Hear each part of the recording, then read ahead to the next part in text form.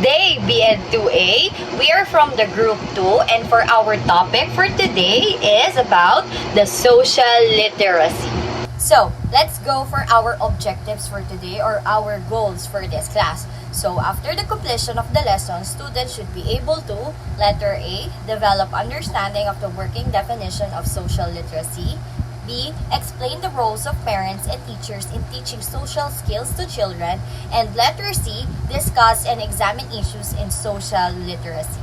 So, we're going to start our lesson. Are you ready to listen? Thank you. So, for our topic today is about social literacy. So first, what is social literacy?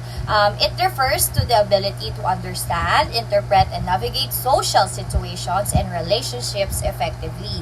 It involves the development of social awareness, empathy, and communication skills, as well as the understandings of the cultural norms and values. So, in short, social literacy is an important aspect of social and emotional learning as it allows individuals to build and maintain positive relationship with others and to contribute to their communities in meaningful ways. But it also involves the ability to recognize and challenge biases and stereotypes, and also to engage in respectful and constructive dialogue with people from diverse backgrounds. So, overall, social literacy is an essential skill for navigating the complex social world we live in and for building strong and healthy relationship among others. Do you understand?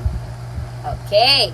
So now, let's talk about the importance of social literacy. So for number 1, building positive relationships. So social literacy allows individual to build positive relationship with others by understanding their needs, perspective, and emotion. So this in turns, it fosters trust, empathy, and cooperation. For number 2, navigating social situations. So social literacy enables individuals to navigate complex situations such as conflicts or difficult conversation with skills and confidence. So this can help to avoid misunderstanding and promote productive communication. For number 3, understanding cultural diversity. So, social literacy involves an understanding of cultural norms and values, which can help individuals to appreciate and respect diverse perspective and experiences. So, for number 4,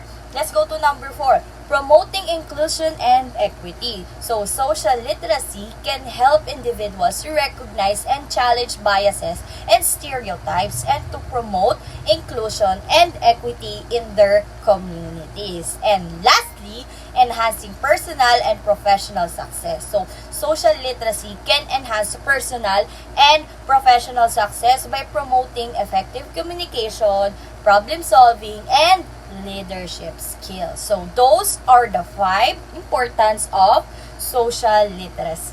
So now let's go to social skills. So these are the several types of social skills that must be mastered for a child to be socially adept.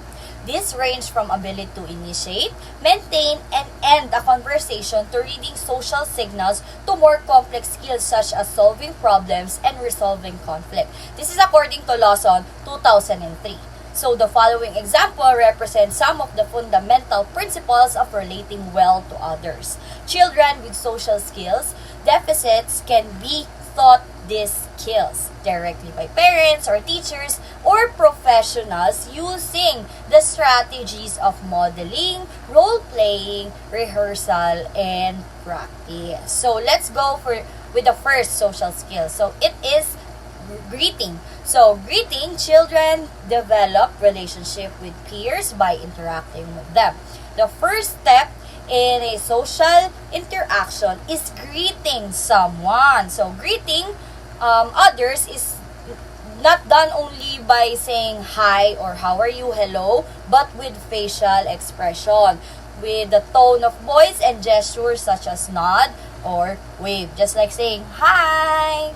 You have a facial expression and your tone. Your tone is you're greeting someone. You're happy to see them. Just like that. So, the voice and gestures such as nod or wave the nonverbal part of greeting someone is just as important as the word. It is not so much that what one say, but it is how he or she says it that lets people know that she is glad to see them. Just like what I've said earlier, you're greeting someone just like you're happy to see them.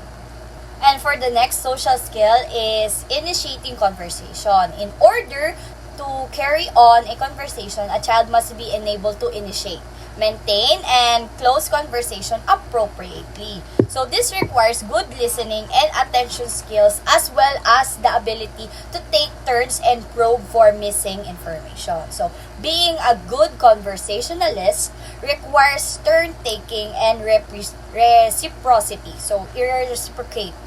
Okay? So children have to listen as well as talk.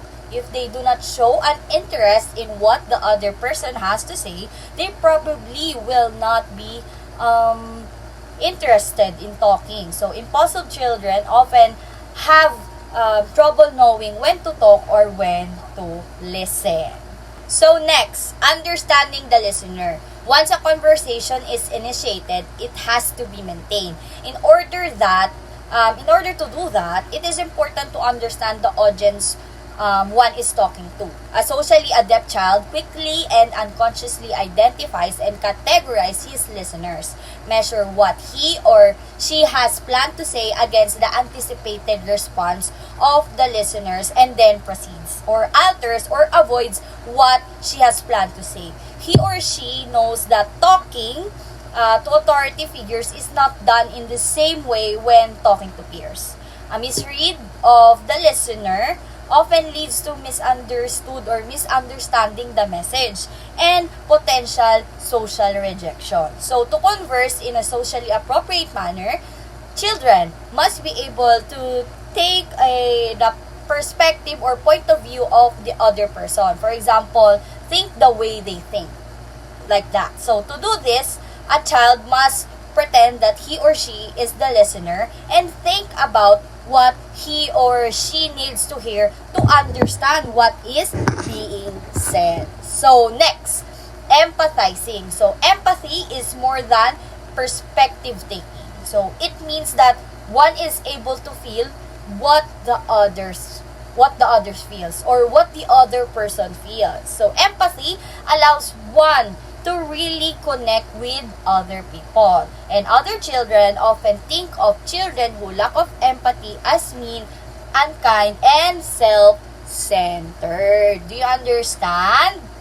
Okay. So for the next, reading social cues. It is very important to read social cues in a conversation. Cues are the hints and signals that guide us to the next thing to say or to do, or next thing you will do. Social cues can be verbal or non-verbal. So verbal cues are the words that the other person is saying. Tone of voice is an important part of verbal cues. So good detective pays very close attention to non-verbal cues. So next, preview or planning. So conversations also requires that one previews or thinks about what effect the words or action may have on the listeners before she says or does them. So if the impact will be negative, one can adjust what she might say or do. So you might have a preview or review what to do, or you will going to plan what you're going to do, what you're going to say. Okay, do you understand?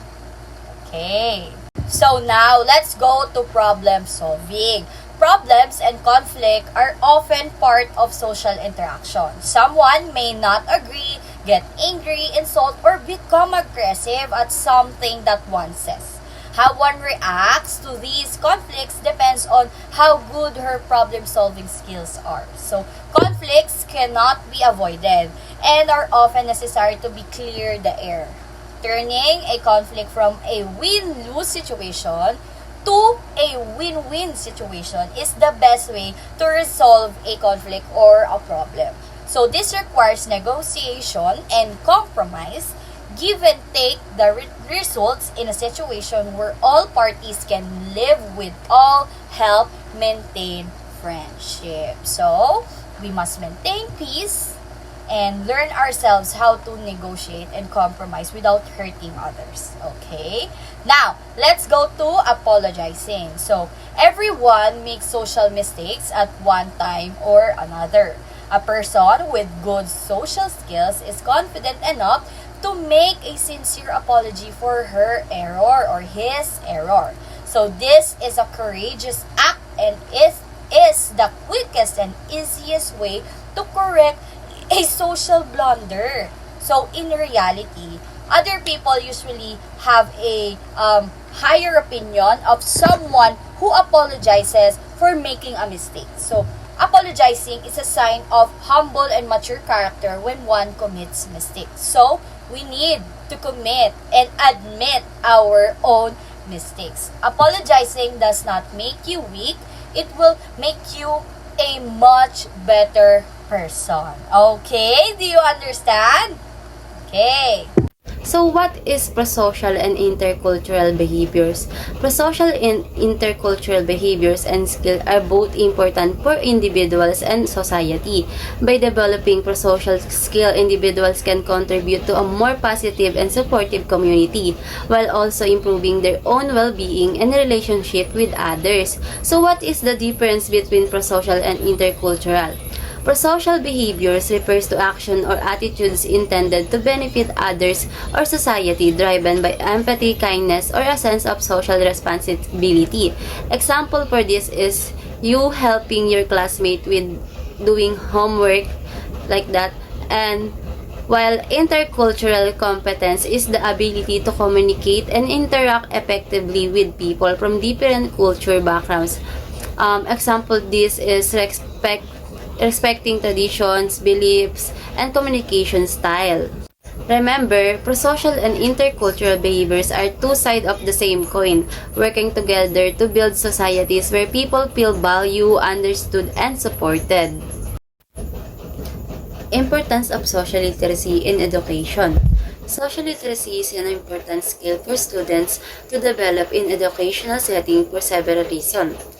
First, social and emotional well-being. Teaches self-awareness, empathy, and conflict resolution strategies, reducing anxiety and fostering resilience.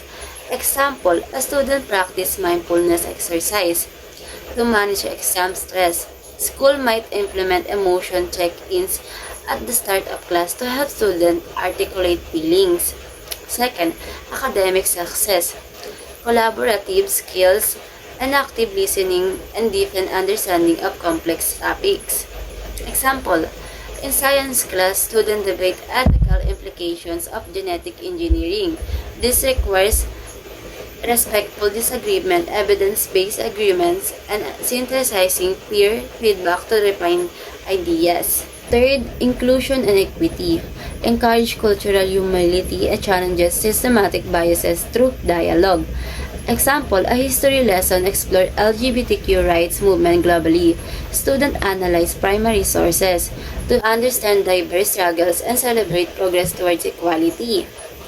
Fourth, career readiness. Modern workplace demand adaptability, cross-cultural communication, and ethical decision-making. Example, a student intern navigates a multicultural team by adjusting communication style and resolving workflow conflicts through compromise. Last, positive school culture. Builds trust between student and staff, creating safer space for learning. Example, a school hosts monthly open floor assemblies where students share concern and co-create solutions with teachers, fostering mutual respect. Role of parents and teachers in teaching social skills to children. Parents and teachers play a critical role in teaching social skills to children. By modeling positive social behaviors, parents and teachers can model positive social behaviors such as being kind, empathetic, and respectful to others. Children learn a lot from observing adults around them, and when they see positive social behaviors being modeled, they are more likely to imitate those behaviors. Second, providing opportunities for socialization.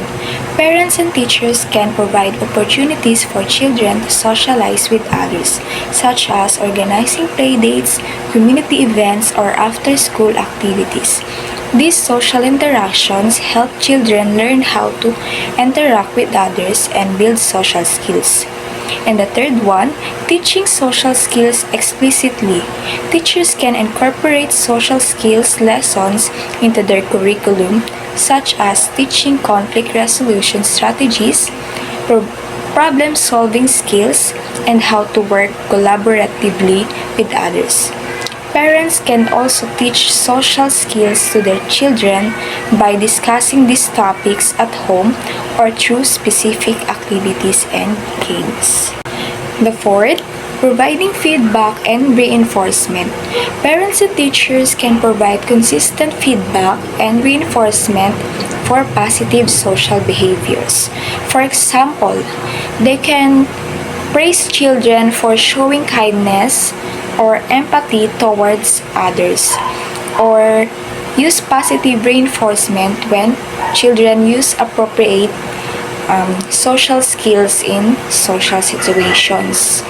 And lastly, working together to reinforce social skills learning. Parents and teachers can work together to reinforce social skills learning.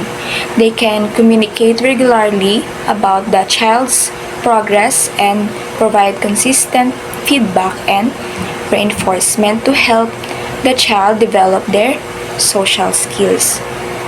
So, these individuals can implement structured, guided, and reflective programs that often involve group work with peers. So, children must then generalize the skills they learn in the group to school and other personal social situations.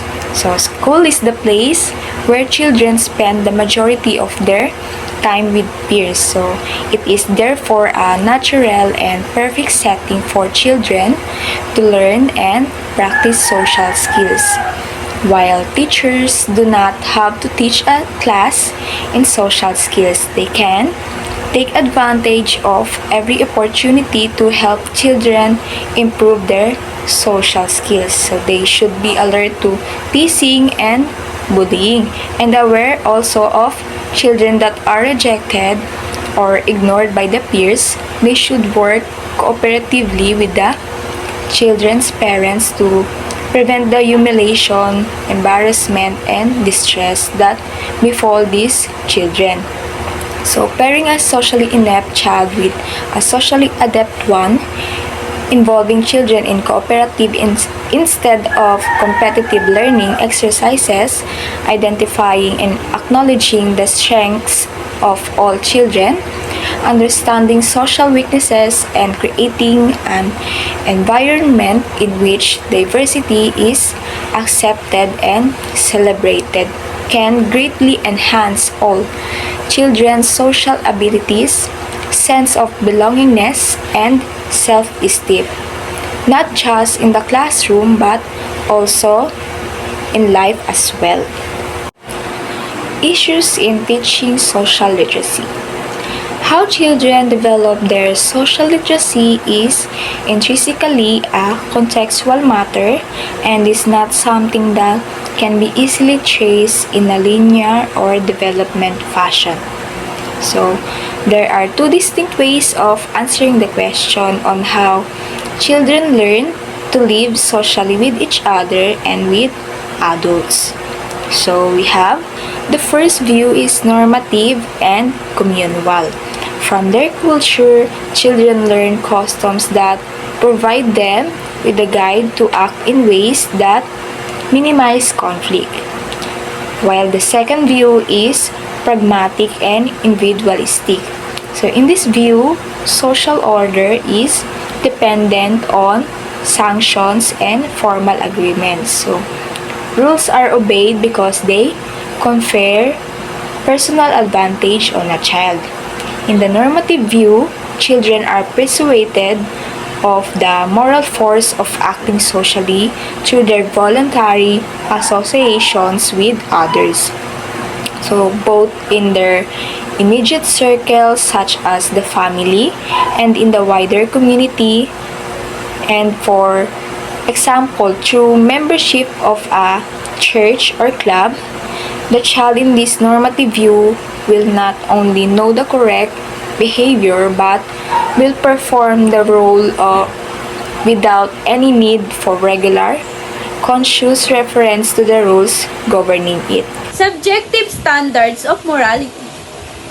Subjective standard of morality, it refers to the idea that moral judgment and principle vary from person to person, culture to culture, or society to society.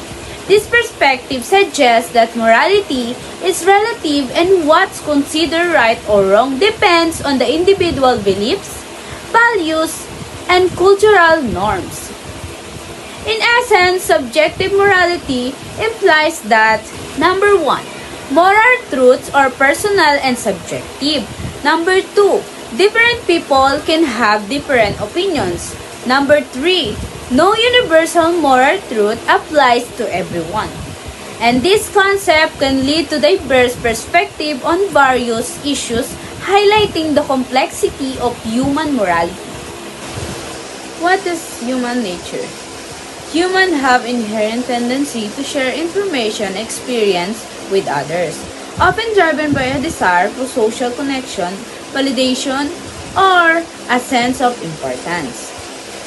This natural inclination can lead to people report on events, share news, or gossip with others. And also, here's the possible underlying motivation for human nature. Okay, number 1, social bonding. What is social bonding? Social bonding is sharing information can strengthen relationship and create a sense of community. And number 2 is self-expression. Okay, from the word self-expression, it could be reporting allows individuals to convey their thoughts, opinions, and experiences. And number 3, information dissemination. Sharing knowledge or news can educate or inform others. And number 4, personal gain. Reporting can provide opportunities for recognition, status, or rewards. And last but not the least is personal gain. Reporting can provide opportunities for recognition, status, or event. And this motivation can influence how people report information, shaping the content, tone, and audience of a message. So now we will talk about the difference of technological social intelligence and traditional social intelligence. For technological social intelligence is about being socially smart online, knowing how to interact appropriately. But the traditional social intelligence is about being socially smart in person, where emotions or reactions are more visible. Social intelligence and technological communication, text speak and technology use have affected many young people's ability to communicate, while email has deformalized much of the communication process. Students still needs to ensure their writing, respect, and providing enough context or professors or future employers to readily respond. For the example of social intelligence and technological communication, we have reading tone and context without seeing facial expression or body language. Also, we have being respectful and clear in online communication. For example, avoiding misunderstanding in text or post. Next is we have knowing when and how to respond appropriately in online settings like during group chats, forums, or online meeting. Now we will talk about social intelligence in traditional communication. While email has taken over as the primary method of communication, traditional modes of discourse still exist. For example, many employers still expect covers letter in addition to resumes, and the lack of a thank you note for a gift is often perceived as more than a simple social oversight. This refers to face-to-face interaction where you're really more on body language or voice and social cues. It includes like understanding emotions by observing facial expression and gestures, also responding appropriately in conversation based on the situation. Lastly is showing empathy, respect, and active listening during in-person interaction. For the last for example, noticing someone looks like uncomfortable in a conversation and changing the topic to make them feel better shows traditional social intelligence. Okay, now we will have an activity. All you have to do is read the question and instruction carefully. You can print or write your answer in A4 size bond paper. Then I will give you 10 minutes to do your activity. Okay, is that clear? Okay. And for your quiz, you have to answer the 2 questions below. But before that, you need to read the question and instruction carefully and write your answer or print in A4 size bond paper. Okay? Class, do you have any questions, clarification, or things that you don't understand? So if none, let's end our day. Thank you and goodbye, BEd 2A!